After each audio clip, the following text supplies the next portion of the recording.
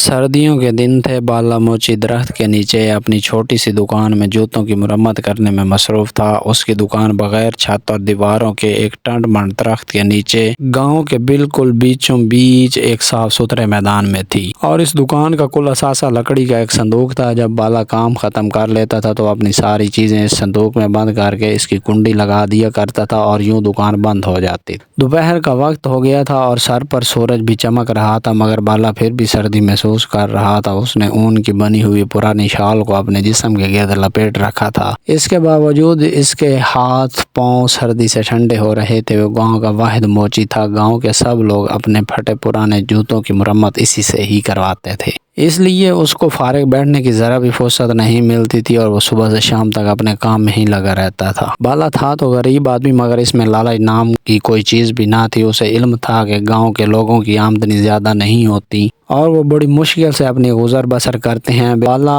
گاؤں کے دوسرے لوگوں کی طرح ہی ان پڑھ تھا، مگر اس کو گاؤں والوں کی غربت کا احساس تھا، اس لیے وہ ان سے جوتوں کی مرمت کے زیادہ پیسے نہیں لیتا تھا۔ ایسا بھی نہیں تھا کہ اس کو جوتوں کی مرمت کے بدلے رقم ہی ملتی ہو۔ گاؤں کے کچھ لوگ تو اس خدمت کے عوض اسے مرغی، انڈے، گندم، سبزیاں اور گڑ وغیرہ بھی دے جاتے تھے۔ ایک دفعہ اس نے گاؤں کے ایک آدمی کے 2 بچوں کے نئے جوتے بنائے تھے، تو اس آدمی نے ان جوتوں کے بدلے اسے ایک بکری دے دی تھی۔ اس بکری کی وجہ سے بالے اور اس کے گھر والوں کو دودھ کی آسانی ہو گئی تھی۔ وہ اپنی بیوی اور 2 بیٹیوں کے ساتھ گاؤں میں رہتا تھا۔ گھر چلانے کے لیے اسے سخت محنت کرنا پڑتی تھی۔ اس کی بیوی ایک بہت اچھی اور محنتی عورت تھی۔ وہ جوتوں میں کام آنے والا چمڑا رنگنے میں بالا کا ہاتھ بٹاتی تھی، اور اس کے ساتھ ساتھ وہ گاؤں کے زمینداروں کے کھیتوں میں بھی کام کرتی تھی، جس سے اسے کچھ پیسے مل جاتے تھے۔ دونوں کی اس جدوجہد کے نتیجے میں گھر کی گاڑی چلتی تھی۔ ان کی دونوں بیٹیاں ابھی چھوٹی تھیں اور گاؤں کے کچے مدرسے میں پڑھنے جاتی تھی۔ دونوں میاں بیوی ان کو کسی کام میں ہاتھ نہیں لگانے دیتے۔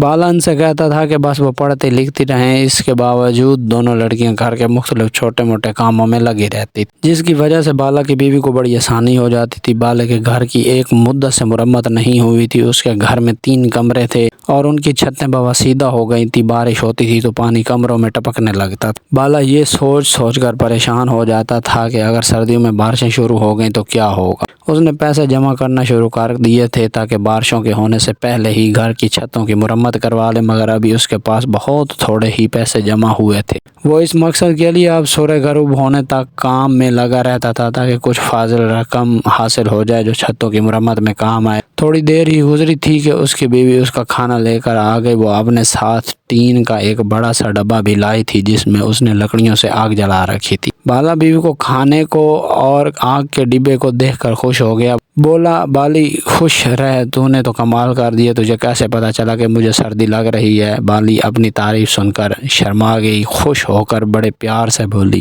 بالے، جیسے سردی یہاں ہے ویسی سردی گھر پر بھی ہے۔ میں نے سوچا کہ تو سردی میں کام کر رہا ہوگا، اس لیے میں ڈبے میں آگ جلا کر لے آئی ہوں۔ یہ کہہ کر اس کی بیوی نے کھانا کھول کر اس کے سامنے رکھ دیا اور بولی، بالے، تو کھانا کھا، میں گھر جاتی ہوں۔ دونوں بچیاں مدرسے سے واپس آنے والی ہوں گی، انہیں بھی کھانا دینا ہوگا۔ بالے نے کہا، ٹھیک ہے تو جا، مگر بالی یہ سن لے کہ تو میری خاطر بہت تکلیف اٹھاتی ہے، مجھے تو اس کا افسوس ہوتا ہے کہ میں تجھے کوئی سکھ نہیں دے سکا۔ بس تو دیکھتی رہ، جیسے ہی گھر کی چھتوں کی مرمت ہو جاتی ہے میں پھر پیسے جمع کروں گا اور ان سے تیرے لیے سونے کی بالیاں، ہاتھ کے کڑے بنواؤں گا۔ اس کی بیوی بولی، تو ہمارے لیے ہی تو صبح سے شام تک کام میں لگا رہتا ہے، اللہ کا شکر ہے کہ میں بہت سکھ میں ہوں۔ ہماری بچیاں پڑھ لکھ رہی ہیں، مجھے نہ بالیاں چاہیے نہ کڑے، اب تو اوڑھنے پہننے کی باری ہماری بچیوں کی ہے۔ بالا سر ہلا کر جا کے پانی سے ہاتھ دھونے لگا اور پھر کھانے میں مصروف۔ جلد ہی کھانے سے فارغ ہو گیا اور دوبارہ کام میں لگ گیا۔ زیادہ دیر نہیں گزری تھی کہ اس کو دور سے بہادر آتا دکھائی دیا۔ وہ بالا کے قریب ہی ایک گھر میں رہتا تھا اور اینٹوں کے ایک بھٹے پر مزدوری کرتا تھا۔ اس کے ہاتھ میں ایک تھیلا تھا۔ قریب آ کر اس نے وہ تھیلا بالے کے لکڑی کے صندوق پر رکھ دیا اور خود زمین پر آلتی پالتی مار کر بیٹھ گیا۔ بالے نے وہ جوتا جس کی وہ مرمت کر رہا تھا ایک طرف رکھا اور بولا، بہادر بھائی، کیسے آنا ہوا؟ بہادر نے دھیرے سے کہا، پرسوں دوسرے گاؤں سے لڑکے والے شادی کے لیے میری بڑی لڑکی کو دیکھنے کے لیے آ رہے ہیں، اس لیے جوتے مرمت کروانے کے لیے لایا ہوں۔ لڑکے والے آئیں گے تو ان پھٹے ہوئے جوتوں میں ان کے سامنے جاتے ہوئے شرم آئے گی، اس نے اپنے پاؤں آگے کر کے کہا۔ بالے نے دیکھا اس نے جو جوتے پہنے ہوئے تھے وہ انتہائی بدنما اور خستہ تھے۔ بالا نے خاموشی سے وہ تھیلا اٹھایا جس میں بہادر مرمت کروانے کے لیے جوتے لایا۔ یہ جوتے بھی نہایت نہایت خستہ حالت میں تھے، اوپر کا چمڑا پرانا ہو گیا تھا مگر پھٹا نہیں تھا۔ اس نے انہیں پلٹ کر دیکھا تو دونوں جوتوں کے تلے پھٹے ہوئے تھے۔ بالے کی تجربہ کار انگلیوں نے جوتوں کے چمڑے کو چھو کر اندازہ کر لیا تھا کہ وہ ہرن کی کھال کے بنے ہوئے تھے جو نہایت نرم، مضبوط اور ہلکی ہوتی ہے۔ دوسری بات جو بالے نے محسوس کی وہ یہ تھی کہ ہرن کی کھال کے بنے ہوئے جوتے اگرچہ ہلکے پھلکے ہوتے ہیں مگر یہ جوتے اسے کچھ زیادہ ہی وزنی لگے۔ اس نے اس بات پر کوئی دھیان نہیں دی۔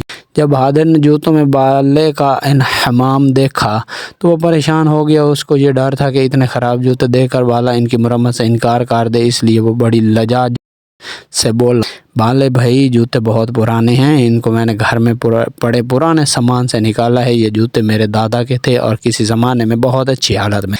دادا کے انتقال کے بعد میرے ابا نے پہن کر ان کا یہ حال کر دیا تھا۔ اگر بیٹی کی پکی ہونے کی تقریب نہ ہوتی تو میں کبھی بھی ایسے پھٹے پرانے جوتے لے کر تمہارے پاس نہیں آتا۔ بس یہ سمجھ لو عزت کا معاملہ ہے۔ بالا اس کی بات سن کر رنجیدہ ہو گیا۔ اس نے کہا، یہ جوتے ہرن کی کھال کے بنے ہوئے ہیں اور ہرن کی کھال کے جوتے بہت قیمتی ہوتے ہیں۔ تمہارے دادا تو کافی پیسے والے ہوں گے۔ بہادر نے بڑے فخر سے کہا، وہ بہت بڑے زمیندار۔ اس گاؤں کی بہت سی زمینیں انہی کی ملکیت تھی۔ ان کے مرنے کے بعد میرے باپ نے ساری زمینیں بیچ کر ان کے پیسے اپنے دوستوں پر اڑا دیے۔ اگر وہ سنبھل کر چلتے تو ہمارا یہ حال نہ ہوتا۔ اس کی شرمندگی محسوس کر کے بالا نے اس کی تسلی کے لیے کہا، تم فکر مت کرو، ان جوتوں کو تو میں ایسا کر دوں گا کہ دیکھنے والے دیکھتے ہی رہ جائیں گے۔ اس کی بات سن کر بہادر نے نظریں جھکا کر کہا، اور بالے بھائی ایک بات اور ہے، ان کی اجرت میں بعد میں دوں گا۔ ابھی تو لڑکے والوں کے کھانے کا بھی انتظام نہیں ہوا۔ وہ بھٹا جہاں میں کام کرتا ہوں، اب میں اس کے مالک کے پاس جاؤں گا، شاید وہ مجھے کچھ رقم ادھار دے دے اور میں کھانے کا انتظام کر سکوں۔ بالے نے کہا، دیکھو بہادر بھائی، جیسی تمہاری بیٹی ویسی میری بیٹی، فکر مت کرنا۔ بھٹے کا مالک بھلے تمہیں ادھار دے یا نہ دے، پاس چلے آنا، میرے پاس کچھ رقم موجود ہے۔ بارش میں چھتیں ٹپکنے لگتی ہیں اور ان کی مرمت کے لیے میں رقم جمع کر رہا ہوں، بعد میں بھی ہو جائے گی۔ ان پیسوں کو تم بس اپنا ہی سمجھو، تم آرام سے لڑکے والوں کی دعوت کا انتظام کرنا۔ اور محبت بھری باتیں سن کر بہادر کا دل بھر آیا اور اس کی آنکھیں نم ہو گئیں اور وہ اسے دعائیں دیتا ہوا رخصت ہو گیا۔